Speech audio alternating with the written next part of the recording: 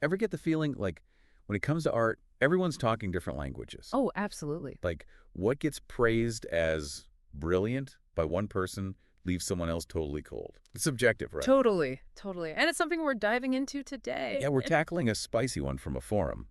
This art student's basically told realism is banned in their class. Find your own style, that whole thing. Yeah, I've heard that before. But the comments blew up. Like, when is learning the fundamentals bad? That's the heart of it, isn't it? This tension between mastering the rules versus breaking free. It's like telling a chef, no more grandma's lasagna, it's molecular gastronomy or bust. Right. And the student even points that out. They're like, my teacher clearly learned realism, so why the double standard? Exactly. I climbed the mountain, now you can't even try it. It's wild. And then they hit us with the food analogy. Ah, yes, the food analogy. Always a good one. Because, like, what one person craves, another one's disgusted by, it's so personal. And that's what makes this so tricky. It's not just about art, it's everything. We bring our own baggage to every experience. Even think about learning a language, right? First, it's all grammar drills, super strict. But then you get to poetry, slang, like the fun stuff. So true. You got to know the rules to bend them. Exactly. Science is the same way. Solid theories, everyone learns them. But then some folks, they want to poke at those theories, see if they break. The rebels. I love them. They're the ones pushing things forward.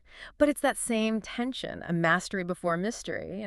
Makes you wonder how many amazing artists, thinkers, were told, stay in line, only to have their best ideas shut down because they were too out there. It's a real dilemma, especially for the experts, right? How do you guide without crushing that spark? This kid, though, they're clearly craving that buffet plate piled high. Mm. All the styles, realism included. It's like saying, you get salad, that's it. Well, the dessert table's right there. Yeah. And speaking of buffets and choices, this next analogy from the forum is where it gets good. Someone compared artistic experiences to, ready for this? A Himalayan hike versus a trip to Disney World. Okay, that one made me laugh. But also, like, how do those even relate? Right. At first, it seems like it's going against the student's point. Like, hey, maybe trying everything isn't the goal. So what are they saying? Ignorance is bliss? Just stick to what you know. Not exactly. What this analogy highlights is the other side of expertise. Sometimes it's about steering people away from certain paths, even if you've enjoyed them. Ooh, okay. So not because those paths are bad, but maybe not the right fit. Exactly. Like a seasoned traveler saying, sure, that route's scenic, but trust me, it's a headache. This other way's better.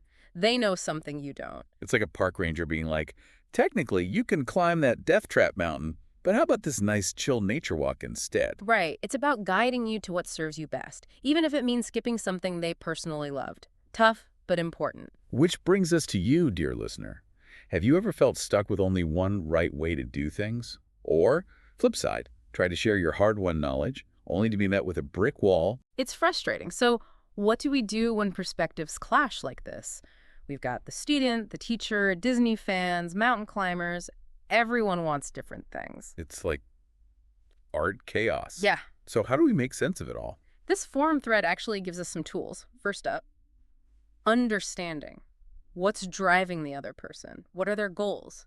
Just like choosing between a hike and Disneyland, it's about knowing what you're getting into, right? And then, on your end, explaining your side clearly, not as the truth, but just your honest take. Exactly. It's saying, hey, I hear you love Disney, it's cool, but me, I'm drawn to the challenge of that mountain. Can we find a middle ground? Maybe try the lemon drop and the chocolate truffle. Yeah. Exactly. The point being, expertise isn't about being right. It's about guiding people to discover their own path, what clicks for them. Which leaves us with a final thought for you to chew on.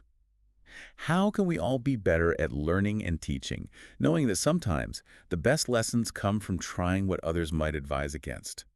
What conversation can you start this week to bridge a gap or encourage someone to step outside their comfort zone? Because sometimes the most rewarding paths are the ones less traveled, right? And who knows, you might discover something amazing along the way. You just might. Until next time.